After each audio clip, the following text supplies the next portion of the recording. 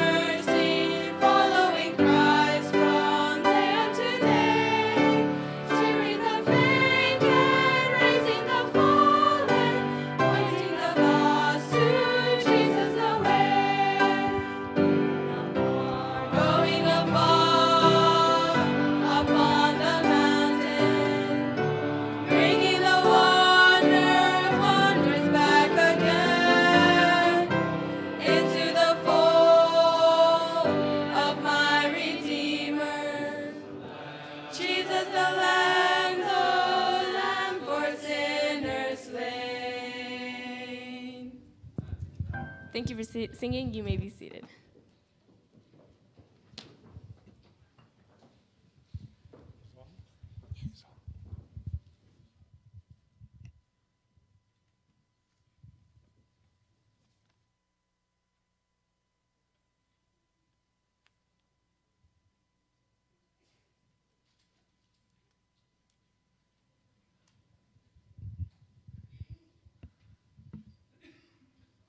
The house is not full, but I would like to welcome everybody. And we are very pleased to have many faces that we have known for many years. And we would like to welcome each one of you, and far and from nearby, and our own people here at Waldwood. We appreciate your cooperation with everything that we do here, especially our administration has been so active promoting things that we are very pleased to have them as our leaders. We have our constituency, and we always enjoy every year, although the things repeat themselves, but it's always something new. And for a very exciting, if you don't mind to have a few minutes about something that my nephew, Dr. Viriato Ferreira, shared with me yesterday about the visit of Elder Ted Wilson that he made a few months ago to his institution at Portugal. He is in Portugal, and he has a beautiful, some of you know, have especially Brother Charles Cleveland has been there, and the other ones. And Elder Ted Wilson was there a few months ago, and he was so excited about what he saw there, although he has visited our center here, and he was very happy promoting and supporting our ministry here. But he was so excited there with Viriato, Dr. Viriato Ferreira and Marianne, his wife, that he has asked Viriato to prepare guidelines for the next session that he's going to have at the General Conference with the world leaders to promote 500 small health centers at each church. 500 for the first 5 years, 500 churches will establish a little center, which is very exciting. And he was so excited that, Viriato, please, you are going to be in charge of writing the guidelines for me next. He had the World Leaders Conference a week ago, so then this is going to be next year. And Viriato has a big task. And he said, well, he will expect all the established centers like Waldo to help him to establish these guidelines, because it's really a very good, very great challenge. But he's willing to go ahead, and because he has supported us 2 years ago when he came to our 75th anniversary, the health issues is very important for him. But when Viriato, my nephew, has a wonderful center there, still upgrading all the things because it was a building, old buildings, but he has been so helpful. He's by the way, he's the president of ASI for Europe, right? Yeah, it is. And he's a big challenge for Viriato because he's so busy, but Elder Ted Wilson told him, please, Viriato, I would like you to promote this because it's very important. And for us here at Wildwood, this is a big challenge because we need more and more missionaries to be able to go to these churches that they need this great help from established centers like ours. And I would like to pray for that because it is very, very encouraging. It's not just, you say, well, okay, do this, but I forget. No, he's going to do that very, very seriously. And I ask your prayers for this, and Viriato very soon will start contacting your people to really help him to establish the guidelines for each church to set up a small, not big centers, but small centers. 500 churches all over the world. Thank you very much. I appreciate that. And the program is, let's pray and ask the Holy Spirit to be with us.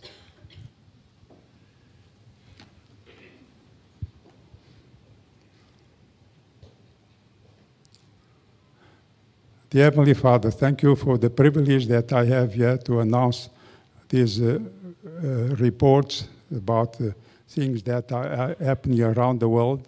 And we know that under your guidance and your Holy Spirit, these projects have been successful in many areas. And we ask you, please, to really be with each one of the leaders that are going to give the report, and especially for this request from Elder Ted Wilson, that he has so much the desire to establish 500 centers all over the world. Please help us to be faithful to you, and may we always looking for the soon coming of Jesus Christ. But until then, we have the desire to be faithful and work for you. In Jesus' name we pray. Amen.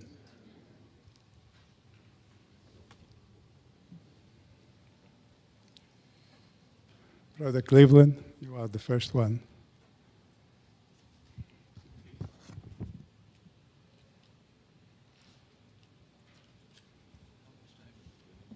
$15 minutes. Yeah, just,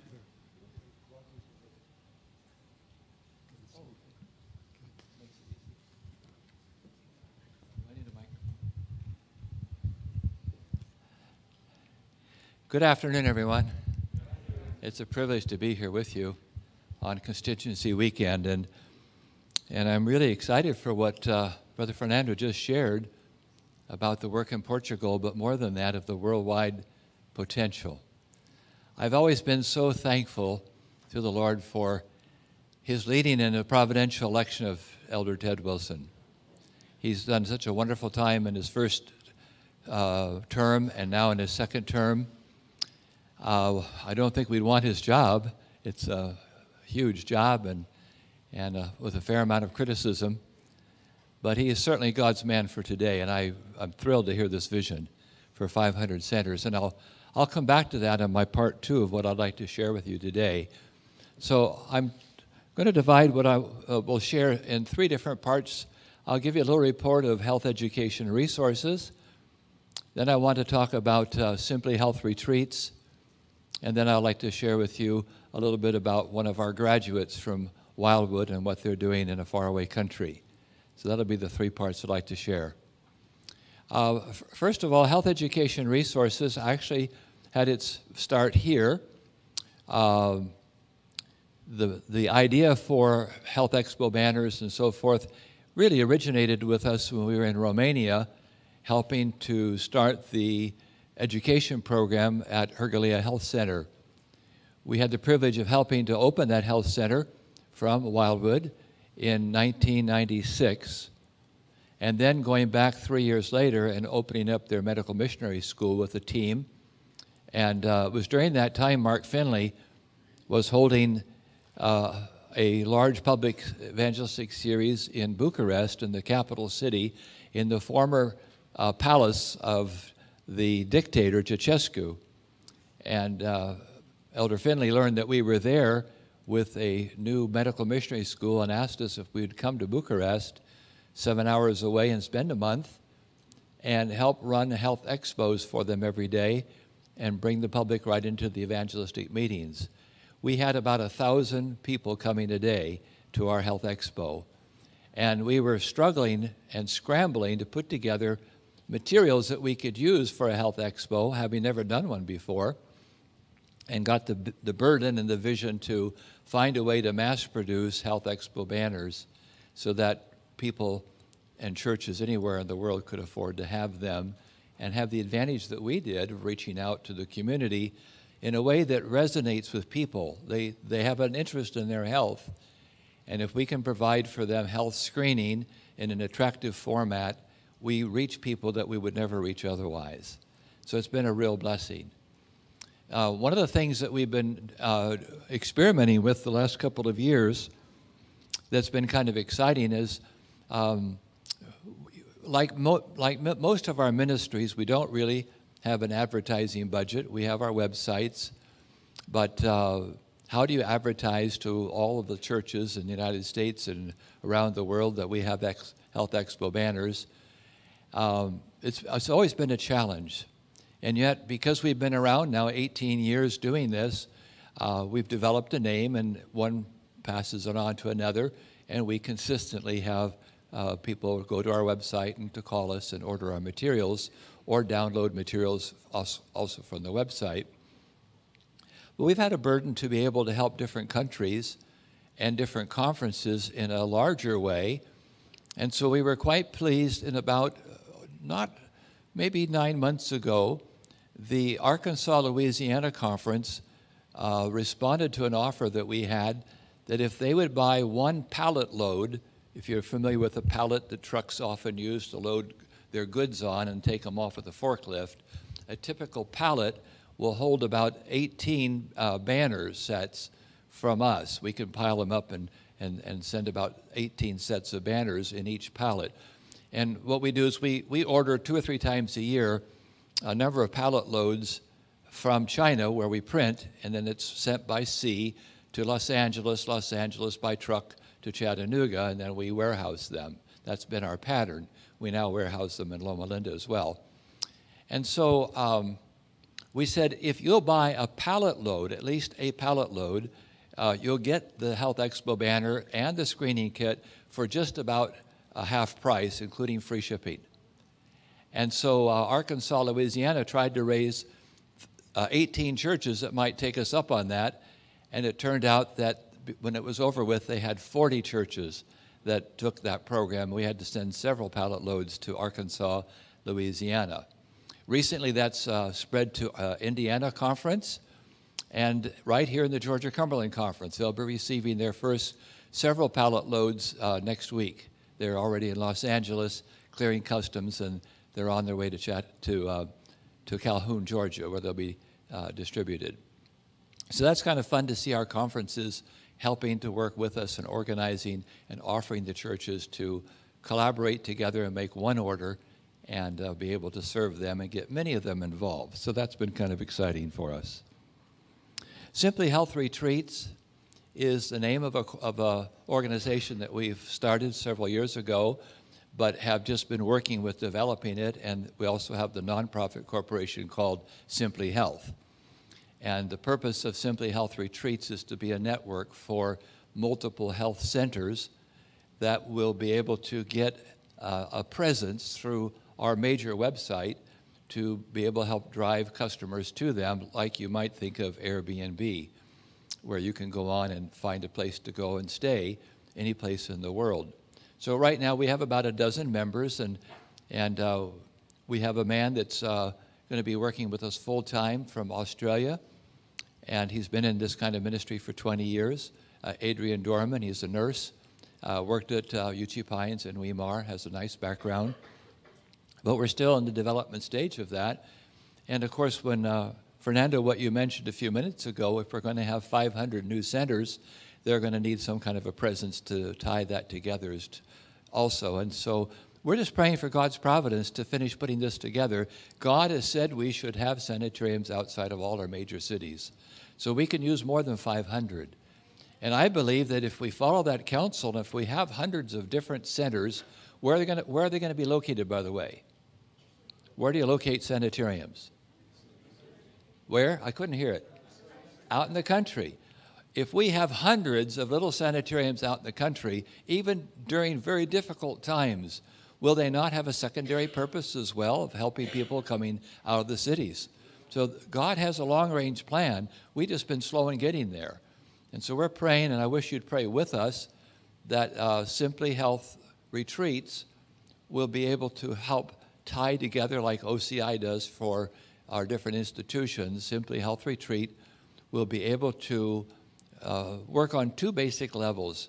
That would be to help individuals who already own property, but that have had a dream to do something with their property for the Lord, such as a lifestyle center, but they really aren't equipped how to put it all together. We want to attempt to help them put those pieces together. Maybe they'll need to come to Wildwood or take Wildwood's online training. We've been talking about that idea. To get better qualified, we want them to be able to be representative in what they do and have a certain standard. And then there's people like the other side would be those that are graduating from a training program. They don't own property, and how do they get from having been trained and now to get a little experience and then launch out also into their own property in a home like sanitarium? And so that's our long-range goal. Try to help both sides get connected and see that go forward. The third area I'd like to mention to you is one of our graduates is Sweetlana. Many of you remember Sweetlana and Davlet. Through the years, they've come back to Wildwood and shared reports. And they were here last year, of course, when she had her third baby. And she has a baby, some fundraising, and then go back again to Kazakhstan, where she's working, and Davlet. Well, anyway, we've gotten to the stage now where the health institution over there is nearing completion.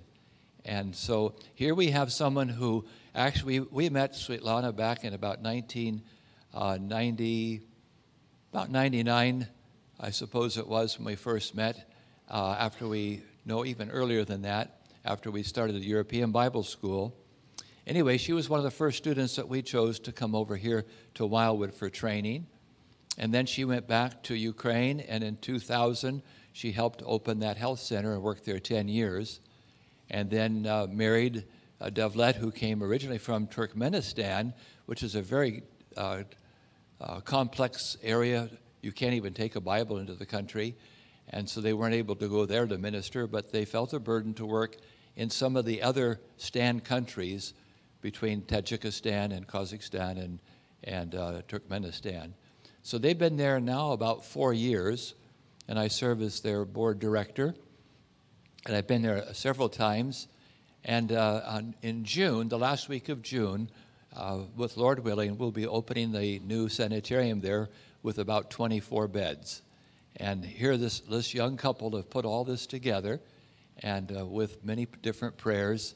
They operated a lifestyle program for 3 years in the actual conference headquarter building there in Almaty, the capital area in Kazakhstan, and did an amazing job with just a couple little rooms that the conference could spare for them.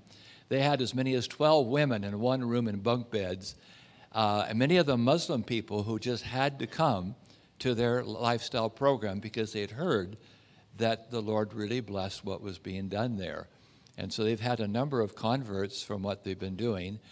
Now they're 3 hours out of the city on a beautiful rural setting with the mountains in the background, a river right behind them, a nice fertile little property, nothing very large in property, but it's in a tiny little village, mostly very private, and they're finishing their building, and they're just now finishing the rooms. So please keep them in prayer. We're going to have the grand opening on the 26th of June, and then a board meeting, and then a camp meeting for them for a week. And so we're happy to see one of our graduates from here has taken what they've learned and blessed many people through the years, and now pioneered their own little sanitarium, and God has really blessed them. So I hope it encourages you also as God might continue to lead and guide us with vision. Thank you. Thank you very much. All right, thank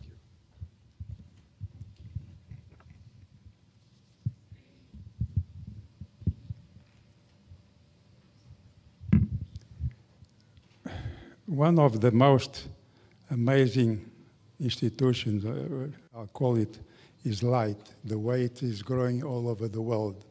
And our brother James Hartley is the president of this organization, and we are very, very pleased with his work all over the world. We have had some experiences already here in Brazil, but he's going to tell us more about it. Please, Brother James Hartley. You have 15 minutes. Thank you. I'll split that with Linda. Linda's just got back. Linda and Pablo. She's our divisional director in South America. So if you're not familiar with LIGHT, LIGHT stands for the Lay Institute for Global Health Training. Our headquarters is located here on the campus of Wildwood Lifestyle Center, just up the hill from the sanitarium. And I guess it kind of moved here in 2008. I was director of the school at the time and kind of shifted over to help this project. Our mission, if we can pull that back up. It disappeared, guys, but it's all right. So LIGHT's mission is to provide quality health evangelism training to church members worldwide through workshops, short courses, and online studies. We work with a lot of institutions, and we won't have time to share all the ones we're working with. It's about 50 different institutions right now that we are providing curriculum and missionaries and teachers to help get new mission courses started. Primarily, though, we're doing a short intensive training called the Essentials of Health Evangelism, which is a crash course, about 125 hours, and we have our curriculum translated in multiple languages. We just finished this past year with our Chinese translation, and we also have Portuguese, French, Russian, Japanese, and Korean, as well as a few others in parts. We're still working on Swahili and a few other languages. And so what we believe is that we need to train people in their country and in their language. And so we go to the country rather than trying to bring everyone to Wildwood. We go to them, and it's important to give them the materials in their language so they can well, taking notes for a whole month is pretty tedious, and it's been really helpful. I also just wanted to share an update about our online training. Currently, we have English, Spanish, and Korean. Those are the full 125-hour course that's been recorded in those languages. We've had over 800 students graduate through those programs in those languages, mostly in English and Korean. This year, our objective is by the end of the year, we're about halfway finished, more or less, with all 4 of these languages: Portuguese, French, Russian, and Chinese. And so those on campus have seen different Chinese individuals coming here through the year, some Russian, some Portuguese or Brazilian, and that are helping us to record these classes. And we believe this is going to open up this type of training to those that can't come to all of our training courses. So this is a part of our mission, that we want to make it available online, and but if we can have them on site, we try to do that. That's the best, to have them on site training. And we're doing our best for that. We're currently supporting 50 missionaries full-time, and those missionaries are throughout the year providing training courses. And we have regional directors that live in the fields. Not everybody's living on campus. On campus, we only have about 7 staff members, but we have about 50 overseas that we're supporting that work with us. Now, just a couple, before I pass to Linda, I just want to share a few short reports. This is something that was difficult. You know, some countries are easier to work in than others, and this country is France, which is not so easy. But last fall, we had our first training in France with the Northern France Conference there in Paris, and we had about 120 students that were regularly attending a 1-week intensive course. And that led the health ministries director for the conference, who, by the way, is a Heartland graduate, which was kind of, I mean, it's been so hard to get a training approved in France. I wasn't expecting that the health director was a Heartland graduate, but there he was. And so we hit it off right away. And so he loved what we were doing. He hadn't really heard about Light. He wanted to go full on with it. And so we proposed to do a full training in summer of 2018. And so he approached the conference, and they kind of hummed and hawed about it a little bit. And we called Viriato Ferrer, who was already mentioned today, and Viriato helped make a phone call to the Franco-Belgium president of the union, and he stepped in and made it, cut out all the red tape and said, okay, this thing's approved.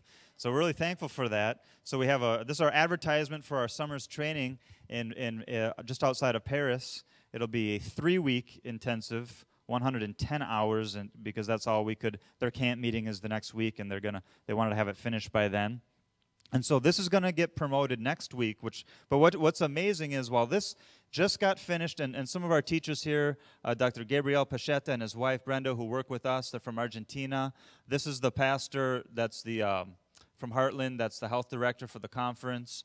Dr. Winston Craig is going to be there. Dr. Viriato will be there, and Dr. Johan Havlicek, who we've worked with a lot. So it's a great lineup, and this will be promoted next week. But before the promotion came out, we already made a simple online application, and we sent it out to those people that were at our training in November.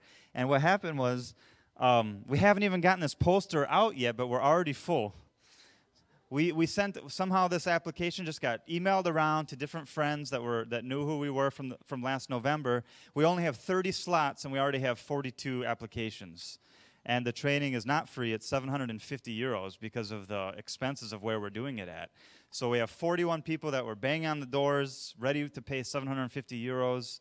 So now we have to choose which ones are going to be able to be a part of it. So it just shows the need in France, and not only the need, the interest. The church is very interested in this kind of training, and they've been kind of held back in a way of having this sort of thing. But the doors seem to be opening, so please pray for this training. What the health director would like is that this be regular, once or twice every year for the foreseeable future, if not a whole institution there in France. So, of course, not everybody loves medical missionary work there, but so it's still a challenging field. But there's so much interest from the church there at the same time that we just pray for the work in France. Okay. Elder Cleveland mentioned this institute. This is where Dovlet and Svetlana are. Here's a pictorial of the Lifestyle Center that just has been recently finished. Well, inside it's still not exactly finished. They're still raising some more money for furniture and so forth.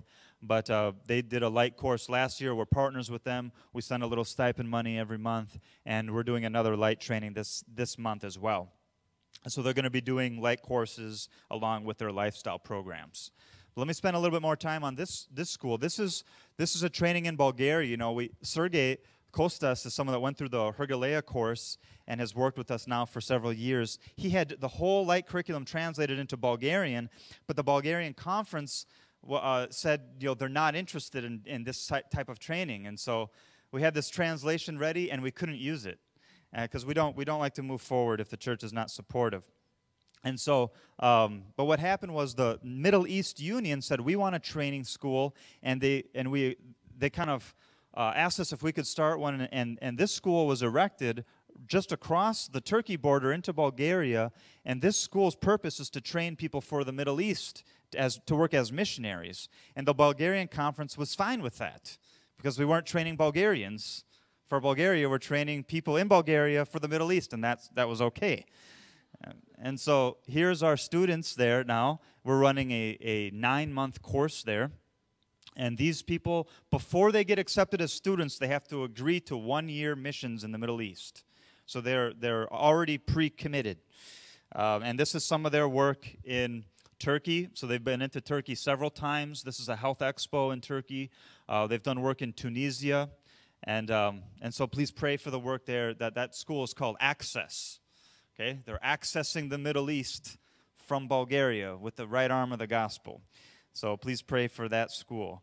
Lastly, and right, as Linda's making her move to come up here, Shanielle, I just wanted to mention, Shanielle's our director for the Inter-America division. This is the health director for well, wait, I don't know if he's the health director right now, but he works in the Jamaican Union, Pastor Hosen. He was at Wildwood before. He loves us very much.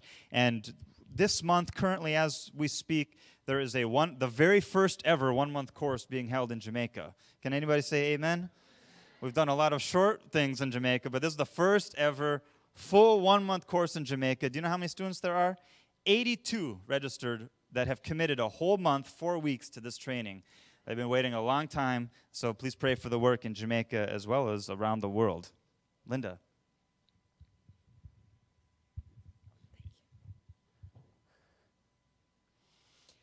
God is doing so many wonderful things. God is doing so many wonderful things in so many different places around the world. And I'll just share a few things about what God is doing in South America. It has been a privilege in the last almost 4 months to travel together with my husband and to be able to do health evangelism training in we've done training in 5 different countries during this time, and I'd like to share just a little bit of what God is doing in a few of those countries. We've been working with Peru projects for the past 4 years. We started with a 1-month program, and then we started doing 9-month training programs with the goal of sending out missionaries to the jungle. The first year, we really didn't end up sending anybody out to the jungle. Second year, we sent 1 person. The next year, we sent 1 person. This year, by God's grace, they have sent 17 people out to the jungle for 1 year to areas where there is no Adventist presence. And the stories that I'm hearing from there are just tremendous. God is amazing. And on top of that, the union is actually putting a page right in their quarterly advertising the training. God's hand is at work. We also had the opportunity to work we've been working with Instituto Quebrada León with Dr. Kim in Bolivia, and one of their graduates went back to Peru. And without even telling Dr. Kim, he started going all around in the region where he had been living before, doing trainings in the churches. He started doing health expos and even started a vegetarian restaurant. And we got a call from the secretary of the conference saying, "This is just tremendous. This is wonderful. Can you please send more health evangelists to this conference?" And they actually sent us an official job description. Please send us people. And can you please come do a 1-month light school? We see the results. We want it to happen here. And I called Dr. Kim. I says, "Can you tell me some more about this student?" He says, "What student?"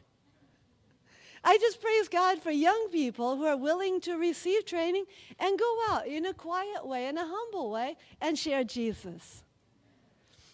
We had another person who is one of the new OCI members, a physician, Angie Sanchez, who came and took the 1-month course down in Chile with us in February. She returned back to her country. She said, "I want to do a 1-month school in Lima." And so she went and started contacting a few pastors to see if they were interested. And they were interested. They said, "Well, we need to send it through the board, and we'll see how it goes." They weren't on fire, but they weren't against it either. And God has his ways of working. She just happened to run into the ministerial director of the union, who was a friend of hers. And she shared with him about her experience. He was like, "You know, this is amazing. You should come and talk to the health director for the union." And so this past Monday, she went and talked to the health director for the union. When she finished talking with him, he says, "You know, I think the time is right. I think we should do this. And please, if you can come here, we would be thrilled for you to come and share with us." And so now we're making plans for going and doing a program, their 1-month program, organized by the union. In addition, in Chile, 5 years ago, we had the opportunity to go there. And at that point in time, there was very little happening in the area of health evangelism. Today, God is doing amazing things. I had the opportunity to spend some time with the union health director, and he told me, he says, "Linda," he says, "God is at work." He says, "Today we have 17 centers of influence scattered across the country. The union president sent 3 pastors to the 1-month light school. There were 2 theology students about to finish, about to go out and get started. Health professionals, people starting ministries who came. God is awakening his church. And the union health director told me, he says, by God's grace, within the next 3 years, we want to have 30 centers of influence. And our goal is to have a lifestyle center in every one of the conferences. We already have property, and at least 2 of them, we're looking at a 3rd property. By God's grace, we're going to go forward." We were in Argentina. This is my last one. We were in Argentina. I was on my way to visit Gabriel and Brenda Pacheta. I'm sure many of you know them. They're doing a beautiful, beautiful work there. God is bringing many people to their short lifestyle center program that they're doing right now. They've had multiple baptisms. But on the way, I had to spend, because of my ticket, the night in Buenos Aires. And so I contacted some people, and they said, "Yes, we'd love to have you come and visit us. Please come spend the night there, a night here. We'd like to meet with you." Well, when we went to meet with them, it wasn't just my friend. It was actually the conference health director as well, plus some other people. And they said, "We wanted to meet with you because we want you to come back and do 4 1-month light schools across Buenos Aires." It was one of our hardest areas to start doing the light schools. And now, praise God, the door is open. And so now we have plans to go forward. I could tell you of Ecuador. I could tell you Uruguay. Miracles God is doing. Bolivia. God is moving. And it's just a privilege to be a little part of the hastening of his work.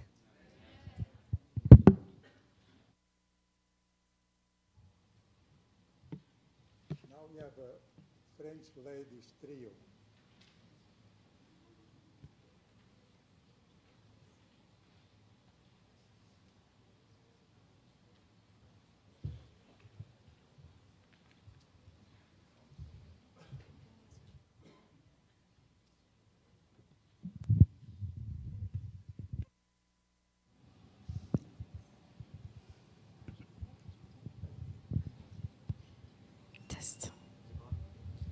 Attends.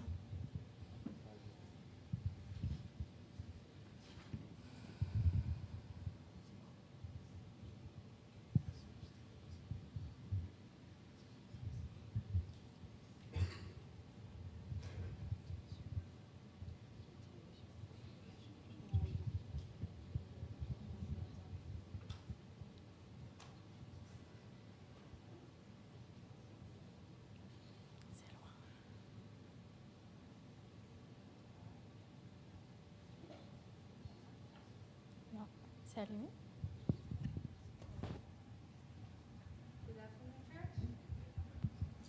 Good afternoon, church. Danitza, Ketia, and myself are going to sing in French, our mother tongue. And this song speaks about the majesty of God and how it transforms our lives.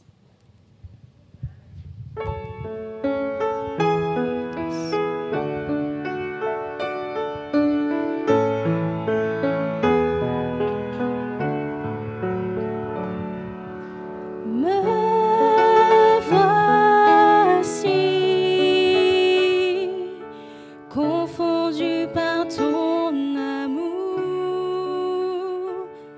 couvert par ta grâce illimitée. Me voici, conscient du poids de mes fautes, couvert par le sang de l'agneau. Je sais que l'amour le plus grand m'est donné. Tu as offert ta vie, le plus grand sacrifice.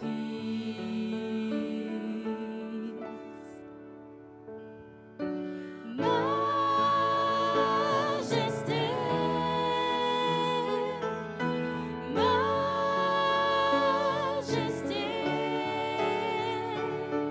ta grâce m'a trouvé tel que je suis. Je n'ai rien à m'envier, en toi je vis.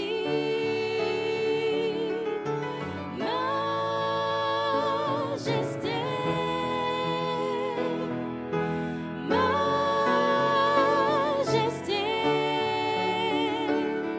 par ton amour je suis transformée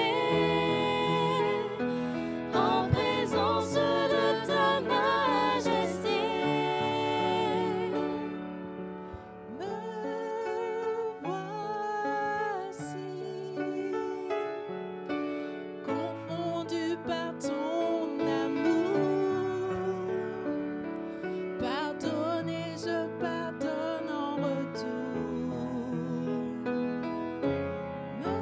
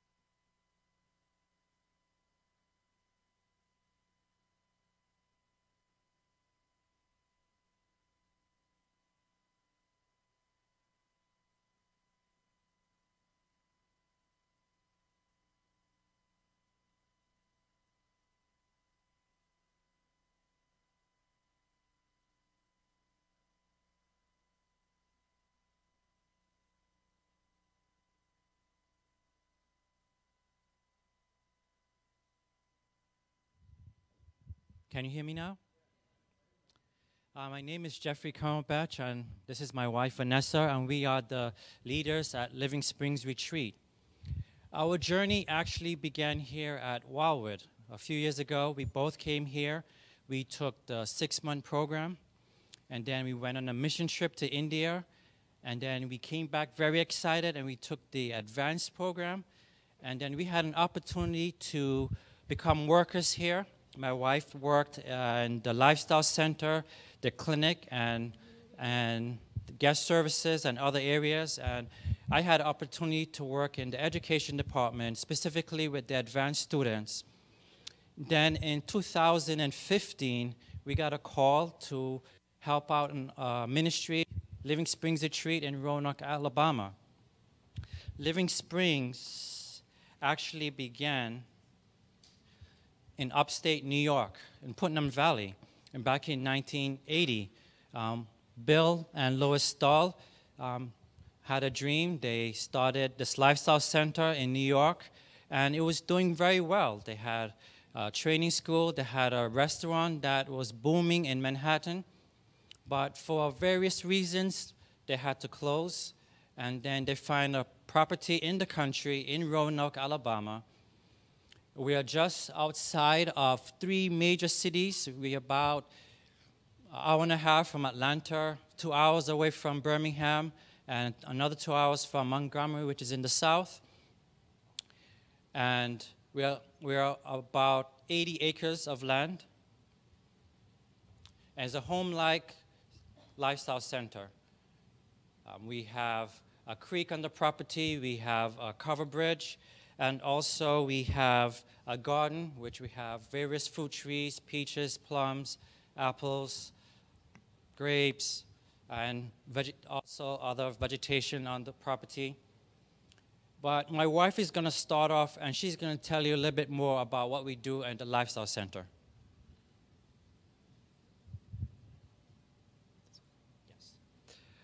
Well, one of the things that I love about Living Springs Retreat, and I believe almost everybody that has come and visited the ministry, is that it's a home lifestyle center. It's in the country. When you drive up to the property, you think it's just a big house. You would have no idea it is actually a lifestyle center, home sanitarium. And the guests that come to our program, they just love the homey atmosphere. They love that they feel like, wow, I'm actually in another home. So it's like they're in their home away from home. Just to those of you that haven't been there, just to give you an idea of what it looks like, you see there on the left what we call our demonstration kitchen, where we'll have cooking classes and things of that sort. Then you have, as you notice there, it's a long staircase going into, it just looks like a home. And then you have a sitting area there on the right where they can just enjoy some books or some laid-back time. We have a dining room where, this is actually one of the things that the guests have told us. We have guest evaluations at the end of our programs, and some of the things that they say is that they love that they have an opportunity to sit with the staff. So we actually sit with them, as you can see there in the dining room, like a family. So by the end of their week with us, because it's a 1-week program, they feel like they've gained a family. And we also, every time we have programs, it's like our family in Living Springs grows as well. So we have that dining room area there on the left, and on the right you see the living room area, which is where we hold our worships, our lectures, any kind of programs that we may have. That's the main area where we have that. And now just a couple of our guest rooms. We have 5 guest rooms. Now our guest rooms are very special. They are not just rooms where people can lay their head on. Actually, if you notice on the left, that is one of our twin rooms. It's called the Sapphire Room. The rooms were actually named after the 12 foundations of Jerusalem, of the new city. So you have Sapphire, which is one of our twin rooms, and then you have Amethyst on the right, which is one of our queen rooms. Now, just a quick story on the Sapphire Room. We had a guest once that came to our program because she had a little bit of, there was many things she had, but one of the things was depression. And she had shared at the end of the program that one day she was feeling very low during the program. She went to her room to lie down, and as she was lying down looking around, she looked at the decor of the room. She looked at the calming color of the room, and that alone actually brightened her mood and made her happy and cheered her up. So part of the it's not like I mentioned just the lodging, it's also the just the atmosphere of it, the country atmosphere, just the feel of it, that we kind of make it so that the guests can also have therapy, if you will, through that as well. Now, part of what our lifestyle, you're here in Wildwood, you're probably very familiar with what a lifestyle program is like, but just to give you in a nutshell what our programs entail, a couple of things. We have our personal one-on-one health consultations. Right before they even come to our center, it is very clear that we are a religious institution. So they know from the beginning they're going to expect Christianity. So we have daily worship, and we've had atheists, we've had Buddhists, we've had agnostics, and Jewish. To my knowledge, not a single one of our guests has ever skipped out on worship. They've always ended up coming. And we tell them we don't force them, it's optional, but they have all come and they have expressed that they have been blessed. Part of the things that we have in the program as well is we have exercise. Now that's something, you're familiar with the 8 health laws, exercise is one of them. But what we like to do is have it outside. And if you notice in the video there on the left side, your little clip there, they're wearing jackets, they're wearing sweaters. As long as the weather is tolerable, we have them outside. And again, if you look at the atmosphere, it is very country, it's scenic, fresh air, and they really just enjoy being able to be outdoors during our exercise time.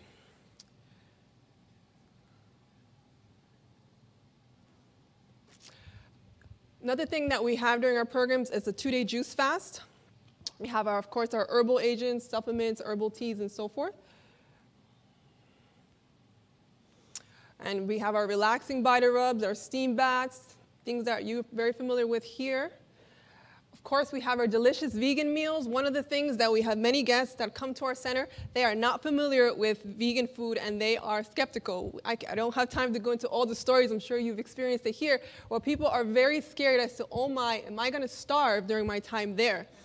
And again, to my knowledge, at least to our face, no one has ever complained about the food. They've been happy to know that, hey, vegan food means it can actually be good. It's not just rabbit food that they're giving me. It's actually tasty. So that's something that a reputation that we like keeping up, that vegan food can be very tasty. And of course, they want to know, well, how can I make this? So we have our vegan cooking classes.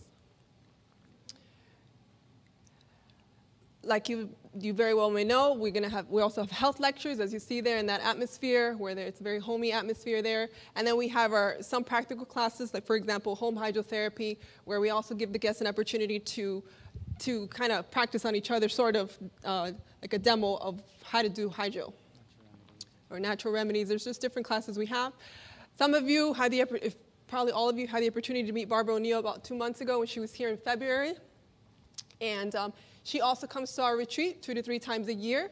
So you see her there doing consultations and also a natural remedies class there on the right. For those of you that are not familiar, she's an Australian naturopath that comes. She's very well known around the world. Just quickly, a testimony here of some of our guests. And I lost it.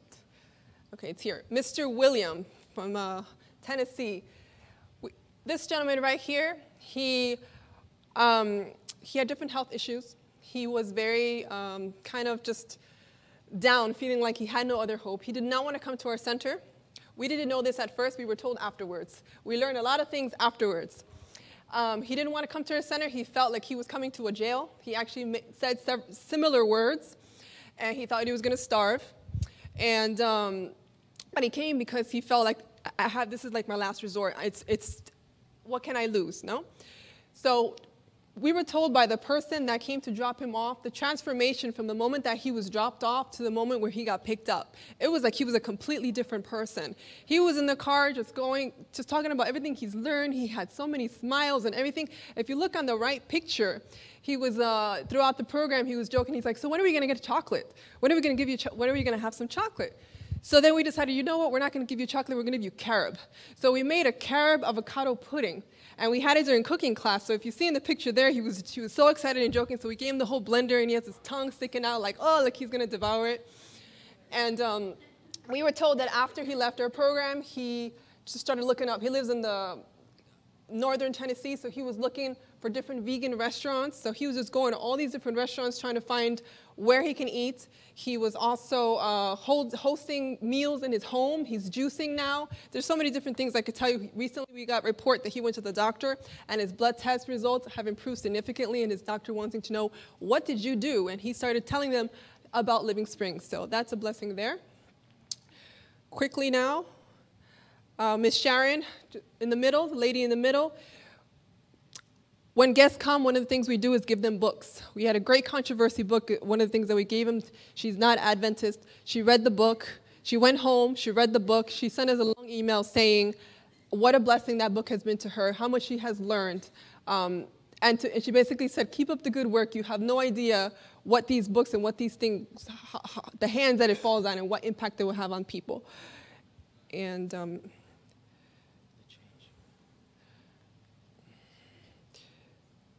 is that how much time we have left? Or?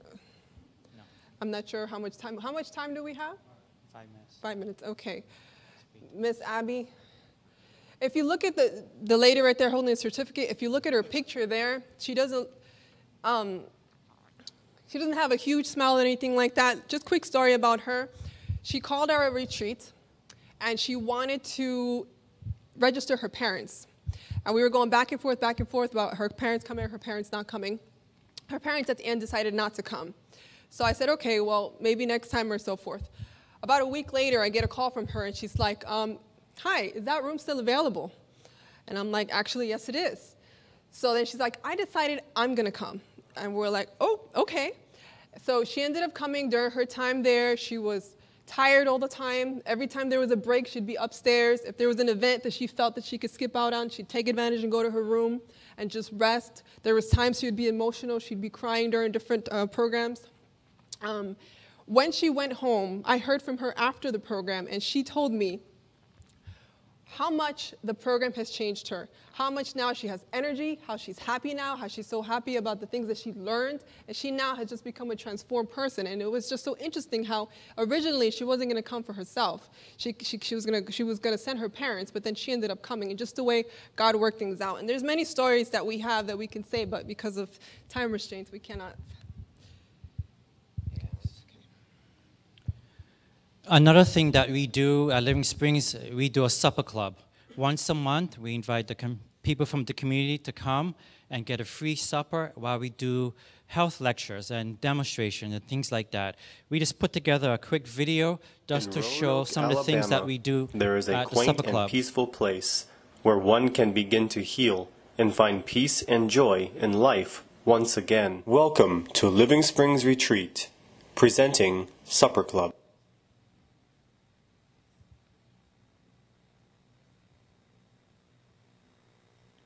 What is health?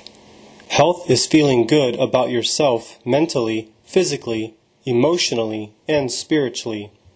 Health is being able to understand and getting to the root causes of things such as cancer, diabetes, obesity, heart disease, and other life-threatening diseases.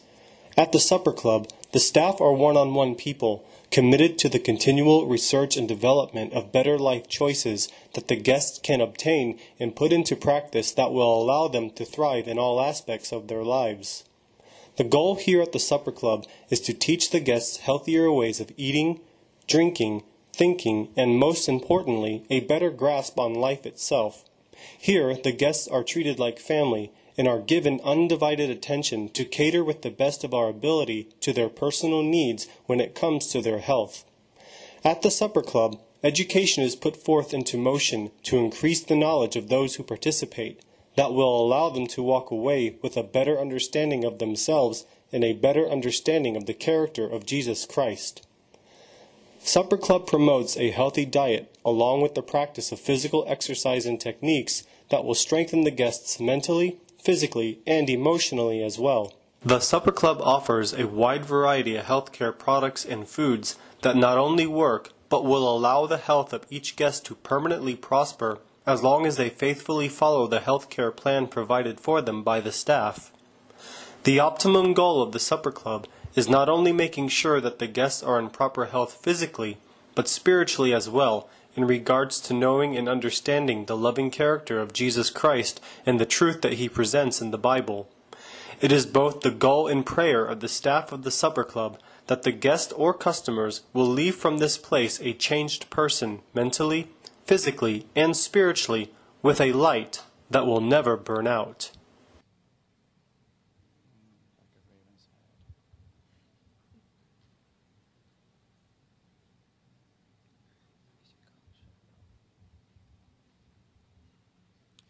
As was mentioned in the video, one of the things that we do, or we have, is a country store. As we were doing presentations, cooking demonstrations, people would ask us, well, they don't serve these ingredients at our local store. Where can we get it? And so we started a country store. We would get the items for them. And so when they come to Supper Club, they can purchase it from us. And because of that, we also started an online store where they can actually go online and order from us. We also do health emphasis weekends and other things like that. If you have any questions, if you want to know more about Living Springs Retreat, you can come up and you can speak to us afterwards. Thank you.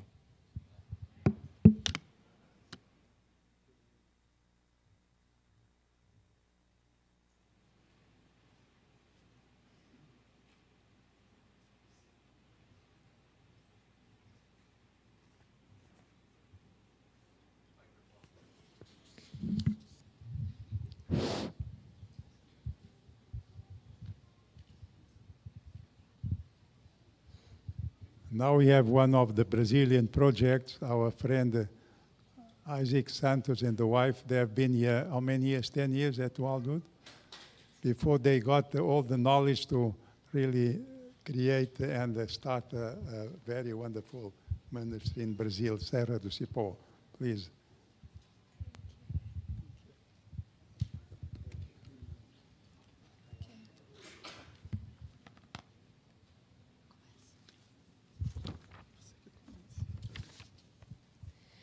Good afternoon. I'd like to start reading a verse that's in John chapter 15, verse 7. And it says, "If ye abide in me, and my words abide in you, ye shall ask what ye will, and it shall be done unto you." That Bible verse was read by Mrs. Sonia. She was not a religion person, and she got this Bible. She opened and read this verse. And she said, "Lord, your words are not in me, and I'm not in you because I don't know you, but I want to." She was desperate. Her son had been born, and he was having seizures. She had done everything she could, and nothing was working. So she read this verse, and she asked the Lord to heal her son. And she felt such a peace as never before. And her son was healed. 38 years passed. No, her son now is 38, but maybe about 15 years ago, she decided that she wanted to do something for the Lord as a gratitude for the healing of her son. And she built this 16-bedroom building. And then she prayed again, making a long story short. She prayed again, asked the Lord who should she donate to. And by His grace, today, this is a lifestyle center. The location of this center is about 30 minutes from a small city with 18,000 inhabitants. It's about 1 hour and a half of a big city. Initially, this lady, she was planning to have an assisted nursing home. But who is going to build an assisted nursing home away in the country? I believe she didn't know what she was building. She was building a lifestyle center because even the plan starts with a healing. And the lifestyle center, the purpose is a healing purpose. We are located near the national park called Serra do Cipó. From there that came the name Serra do Cipó Lifestyle Center. About 3 years ago, about the same time as now, we were getting ready to go back to Brazil and help to start this project. We have other Wildwood graduates that were coming with us. That's Valeria, Paulo, Esteban, Joshua. And when we got down there in Brazil, we met another group, former Wildwood graduates as well, Dr. Miriam, that some of you know her, she had been here in the past, and her husband, and also the Bazan's family. And together we were very excited to start this new project. We were anxious to see what the Lord was going to do because we knew we didn't have any experience or any abilities to do what the Lord was calling. So we were excited to see what the Lord was going to do. But when we got that property, it wasn't like that. It was going to require yet $100,000 US to finish, to come up what it is today, like that. That is today. That is what was then. That is when was then, and that is today. But anyway, and this is today. When we embraced that project, we started to fundraising. Then after a few months, we had in the bank account less than $2,000 US. We needed 100,000. Then I was impressed by the text of Matthew 24:23 that says that those that are faithful in the least, the Lord will grant it much. And then I called the lady and said, we have little, but let's use wisely what we have. And let the Lord multiply that. And we saw one miracle after another. One situation after another was showing that the Lord was leading, not human hands, this project. For you to have an idea, the first church that heard about that missionary project wasn't the Wildwood Chapel, was the Pioneer Memorial Church, the Andrews University Church. When I left the pulpit, there was a lady waiting me in the pastoral room, and she was delighted with that project. And she said, my son, you should go forward. The Lord is leading you. And she had a 1,000 check in her hand for the project. And she encouraged me a lot to continue with that project, that she was sure that this was God's project. 1 week later, she called me and said, Isaac, I made a vow to the Lord. If he would bless me, I would help more that project. And the Lord blessed me. I'm calling to tell you that I am mail to you another check of $1,000. And then we saw one way after another, the Lord was leading and show that that was his work. That is how the rooms are today.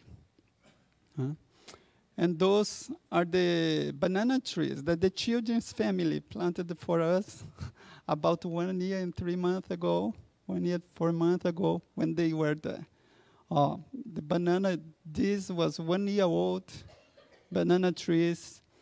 And also we have some papaya tree, 1 year papaya tree, and some mangoes. And that is our greenhouse. In the first year, we had 5 one-month light school. So it was almost every other month. And we have the lifestyle sessions in between. After the first year, we decided to pass the 1 month light school to another ministry in Rio de Janeiro that the union had asked us to help them. They were struggling to survive. And so we passed the 1 month light school to them, and we started the 6 month light school at the center. Since we just have one building, the students, they have classes for 15 days, and then on the other 15 days, we have the lifestyle sessions, and then they work. So it's a work-study program as well. And currently we have 17 six-month students that are graduating in 2 months. The Lifestyle Center is almost 3 years old. We still have lots of things to do. But we have seen that the Lord had done much more than we expected. So we are very grateful for that. And as a gratitude to the Lord to do much more than we expect Him to do, they decide to have a fund where they take 10% of all the income and they help other ministries that are starting and struggling. And also, even though we are not done with our things, but we thought that we should follow what the Lord, sharing the blessings that the Lord has given us. And we also have, during the lifestyle sessions, 1 or 2 guests that comes as charity, those that can't pay, because we also like them to experience God's blessings through this ministry. We have received a lot of donation to get where we are. And then, even though we have a maintenance shop and a bakery that we started to build more than 1 year ago and we didn't finish, few weeks ago I received a call from another ministry that they had need. They needed to buy a trailer to carry the produce from the farm. Then we have a fund for that. Then we could donate, and even though we have need, because the Lord has been taking care of us. And we are so grateful also because when we arrived there, at first we were meeting in the city, in the village, in a pizzeria. But the owner of the pizzeria, he asked the pizzeria back. At that same time, the conference, they asked us to look for a land. They were supposed to help us to buy a property to build a church. Then we went looking for it. Then we felt that we were not wise enough to choose a place to worship God. Then we started to pray that the Lord would show the right spot to have a church. If you make it a financial matter, I mean, it's not, our God has no financial problem. Then I said, no, Lord, you have to pick the place. Then, to make the long story short, a man of the community, he had a dream. And he was so impressed with his dreams. His dream that when I went to talk to him, he said, no, I give you more land, and then I'm going to cut 30% in the price. In another word, we bought the property for half of the price. Yeah. And we had about 7%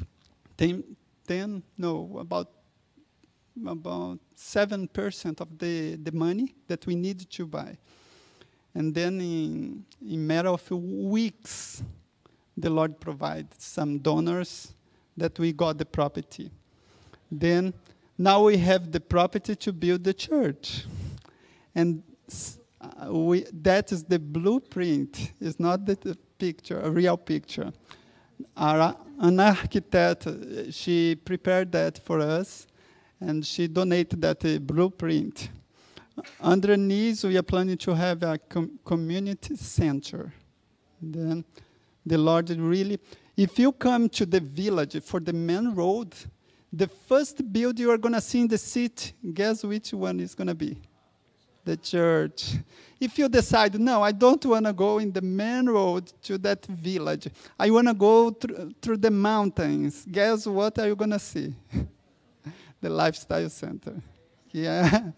The Lord has a burden for that village, and it surrounds the village. We pray that we may love so much these people as the Lord loved them as well. And just to end, Mrs. Sonia, the lady who donated it, she had Bible studies for a year, and recently she got baptized. And she said that my search had come to an end.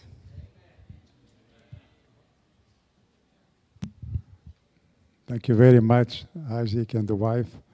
We appreciate your ministry in Brazil. Is, by the way, is supported by Waldo Lifestyle Center, right? Yes. Okay. And Light as well. Sorry. And the last one is, they call it here Nelly Brazil Project, but I call it Health Living Center.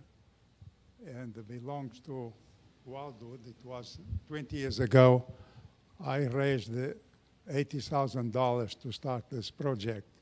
Today is a beautiful center, and we have the Pastor Tud as president. I was a president for a few years, but I thought he would do a better job, and I invited him to take my place. But I'm part of the administration. Pastor Tud, come in, please. I didn't really want to be president of it because I don't speak Portuguese. And in the board meeting, you know, they're all talking Portuguese, and I'm trying to figure out what's going on. But anyway, that's the way it's been for a few years. This project was started about 15 to 18 years ago, somewhere around that. Year 2000, okay, 18.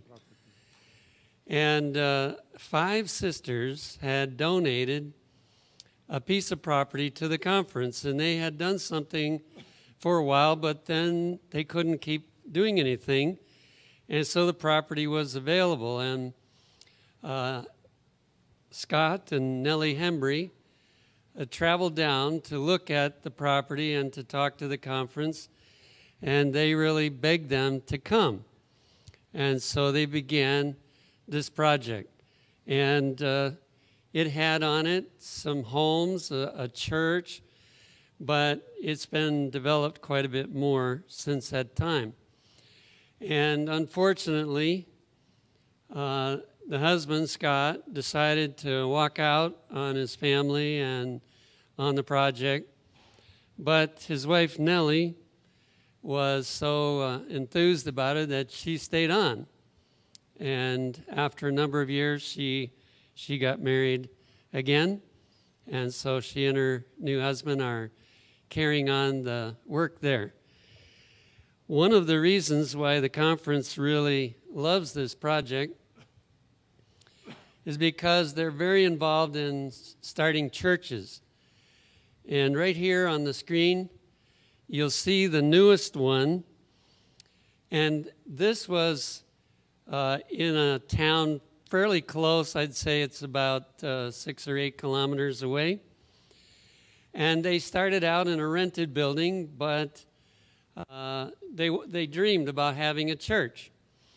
And so they were starting to save money to build a church, and then the treasurer stole all the money.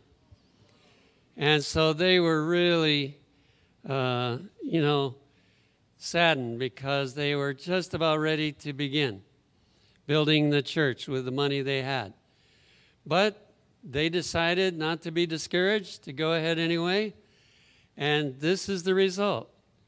The church that exists there in the last year, this year I didn't do much. I was sick almost the whole time I was down there. But last year I got to go and see this. The conference president was really excited because of the church that they built. Now, this was done by her husband, Josemar, and others helped him. And so I just have a few pictures here. There's another view of it. Here's the inside. That was a prayer meeting.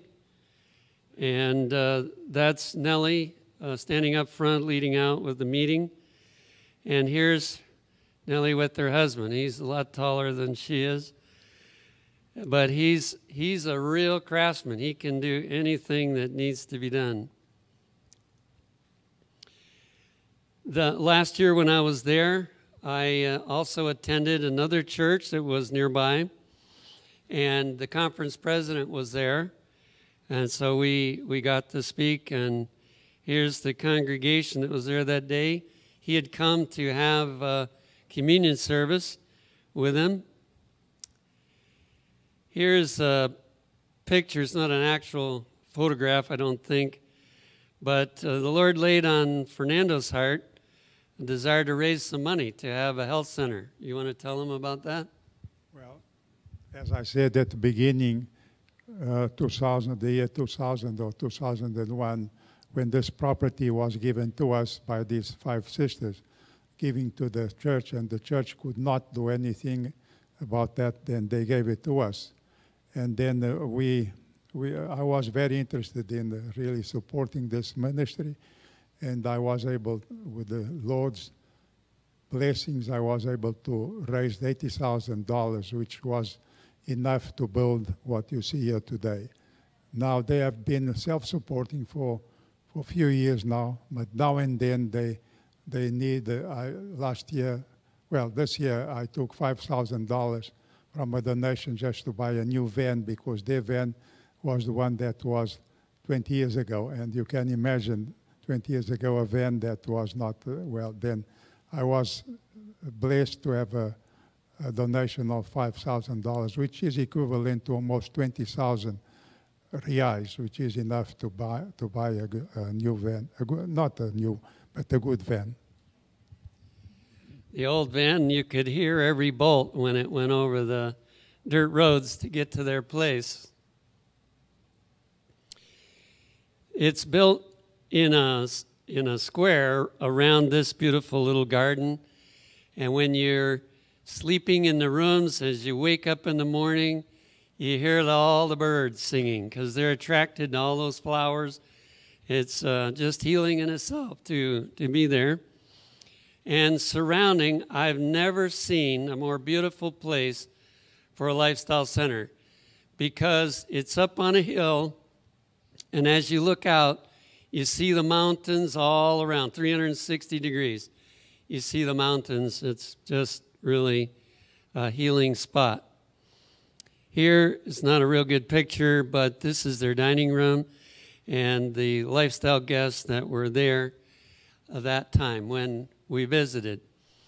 Now, in addition to starting that church and building that new church, they started another church in the next town from them.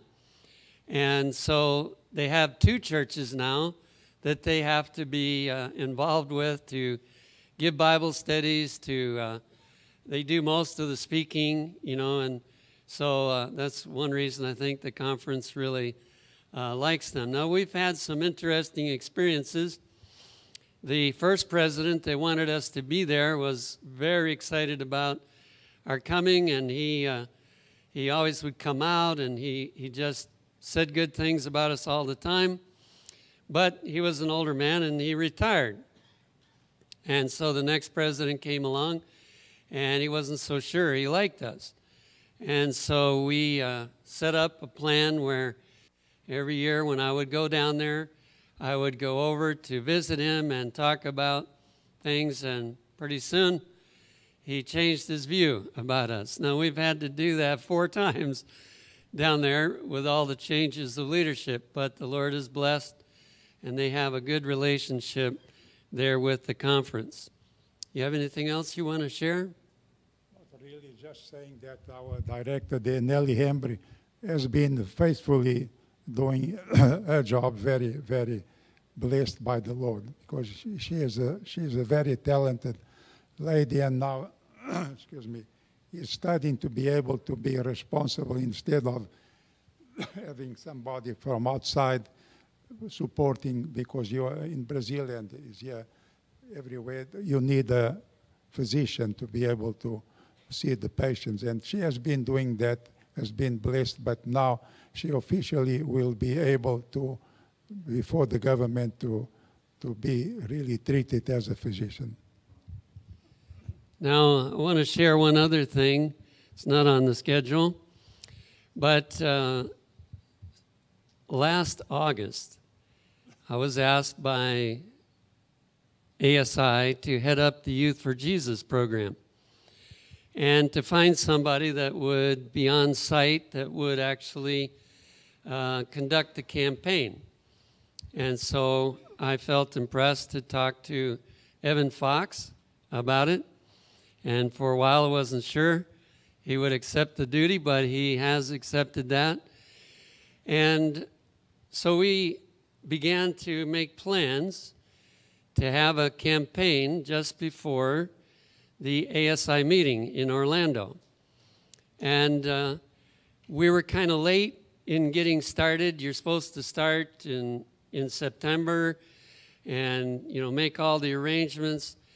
And so at one point we were just about ready to quit. I had came back from Brazil sick, and Evan was getting cold feet, and we were just about ready to say we can't do it this year.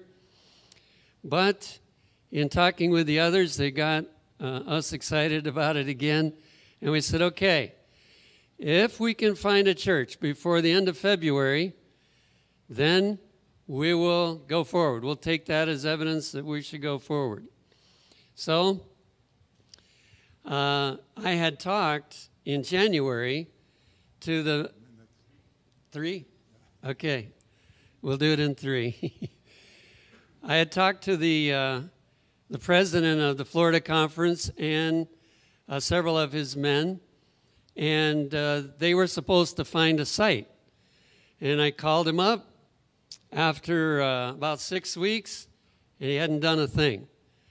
And so I thought, well, I don't know whether this is going to go or not, but I called him again, and I spoke to him, and I said, we have to know by the end of February, or we just can't do this. Well, he sent out word to his churches, and in 2 days, I had a phone call from the pastor of the Avon Park Church. And he used to be a youth pastor, so he got excited about this project. And also, that's where Youth for Jesus started, in Avon Park, many years ago. And so they knew all about it, and they said, we want you here. So Evan and I went down, and we talked to them, and the board voted, yes, we want it here. Well, then we had to get very quickly some Bible workers and so on, and so contacts were made, but nothing much was happening. And all of a sudden, I got an email. The email was from Lowell Hargraves. Lowell Hargraves is an amazing facts evangelist. He used to be a student at Wildwood and has many years of experience in evangelism. And neither Evan nor I have a lot of experience. We have a little bit, but not that much. And so he said, we're interested in joining you this July. And so we looked into it, and he had to get some permission, but everything worked out. And so his 2 children, which are not really children anymore, they're Bible workers and teachers of evangelism, they're going to be there starting May the 8th, and they're going to start getting Bible studies and so on. And then the others, the father and mother, are going to join us for the month of July. And so we have resources that we had no idea to help us be able to accomplish the project. Also, it looks like we have 2 call porters that are going to go down and sell books and try to get contacts for us. So, you know, when the Lord's in something, he knows how to work it out. Anybody wants to say anything before we close? 7 o'clock for our Vesper service. Thank you. May you pray for us. Shall we kneel for a closing prayer?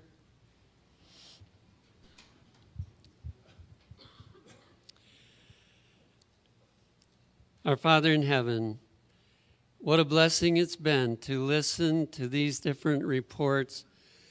And we know that nobody could tell us even half of the blessings that you are pouring out upon their ministry. But we would like to, in a special way, dedicate these ministries to you, that you will accomplish what you want. Even though we make plans and we try to accomplish things, you may have a bigger plan. You may have more that you want us to accomplish. So we're asking that through the power of your Spirit, that each ministry and those that weren't able to report, that they all will be blessed. And as we go into the next year, that we will know that much more has been accomplished even than the past. We thank you in Jesus' name. Amen.